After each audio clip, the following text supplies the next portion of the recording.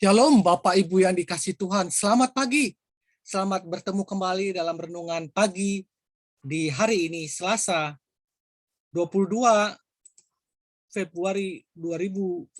Sebelumnya kita bersatu dalam doa. Mari kita bersatu dalam doa. Bapa yang dalam kerajaan surga, terima kasih untuk hari yang baru. Kami memulai hari ini Tuhan, di pagi hari ini bersamamu Tuhan. Berbicaralah Engkau Tuhan melalui firman-Mu, agar firman-Mu itu menjadi rema, kekuatan buat kami, menjadi suluh buat jalan kami. Di dalam nama Tuhan Yesus Kristus, Tuhan kami yang hidup, kami siap untuk mendengarkan firman-Mu di pagi hari ini. Amin. Baik, Bapak Ibu, judul kita pada pagi hari ini adalah Telat Cinta. Telat Cinta.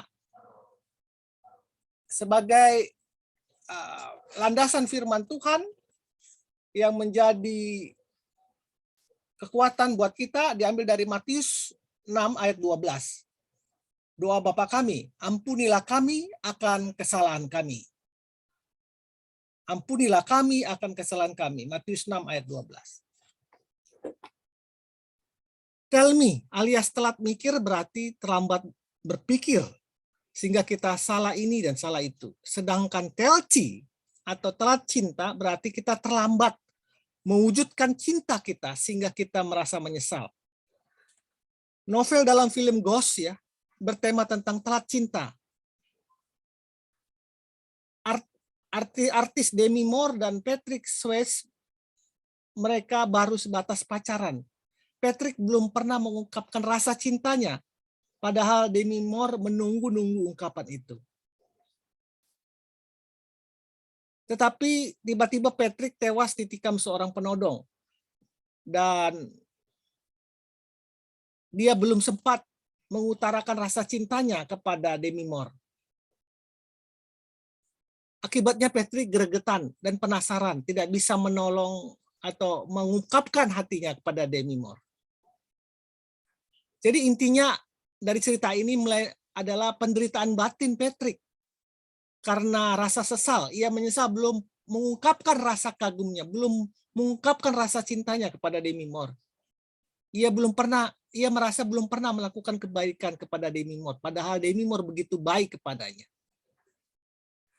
Itu adalah cerita fiksi dari film Ghost yang cukup terkenal. Yang sudah meninggal menyesal karena belum mencintai yang ditinggalnya. Dalam fakta yang terjadi adalah kebalikannya. Justru kita yang ditinggal merasa menyesal karena belum mencintai almarhum yang sudah tiada.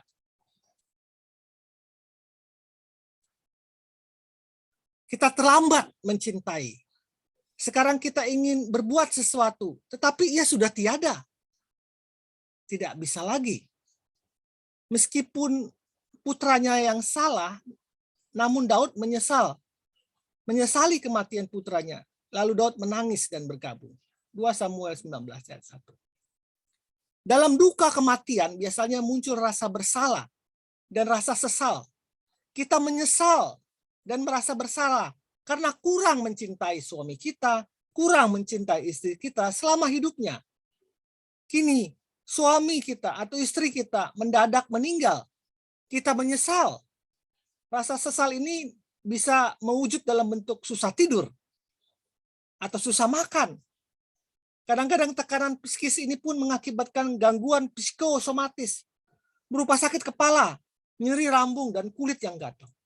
Iya, rasa sesal. Rasa sesal dan salah diri ini lebih banyak terjadi pada anak-anak.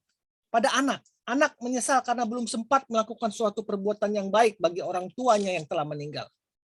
Ada pula anak yang mempersalahkan dirinya sendiri karena berpikir bahwa dialah penyebab kematian dari ayahnya atau dialah penyebab kematian dari ibunya. Yang justru banyak menderita rasa sesal seperti ini biasanya adalah para putra yang ditinggal ayahnya.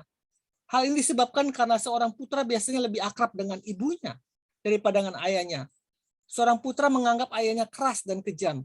Ia memandang ayah sebagai figur yang jahat dan menakutkan karena sering melarang dan menghukum. Ia merasa kurang dicintai oleh ayahnya. Ia sakit hati dan membenci ayah.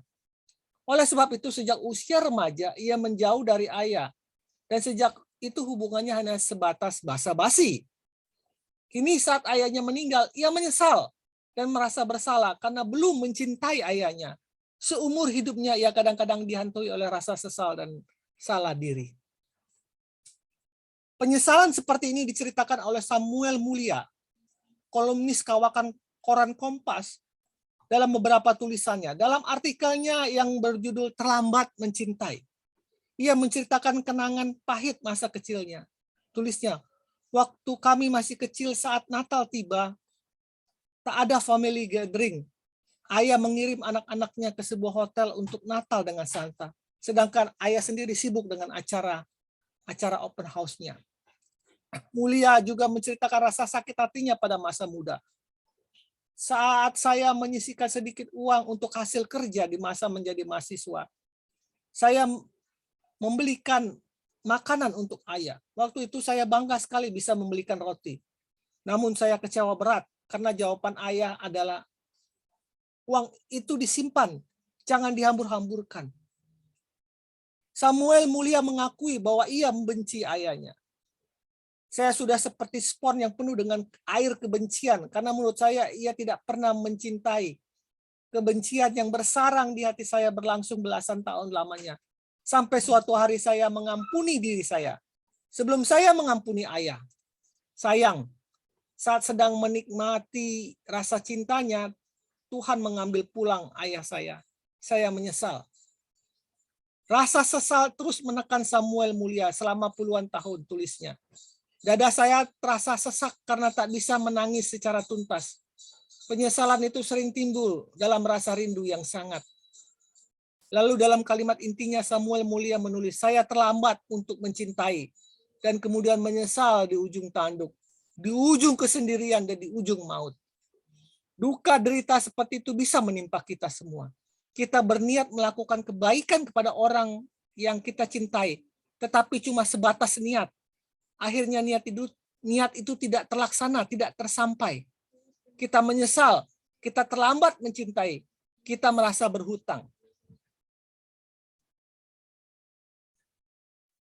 Jarang orang menyadari arti kesalahan, tanda kutip dalam kalimat doa Bapa kami.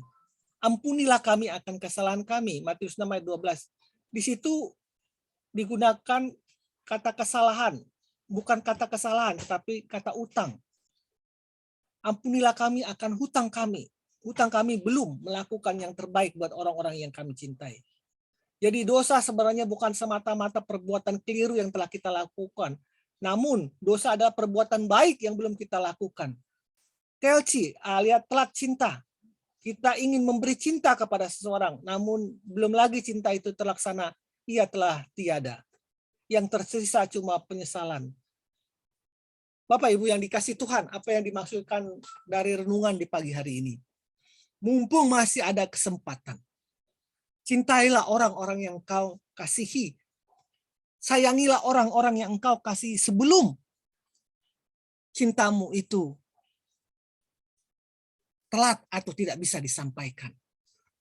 Gunakanlah waktu sebaik-baiknya.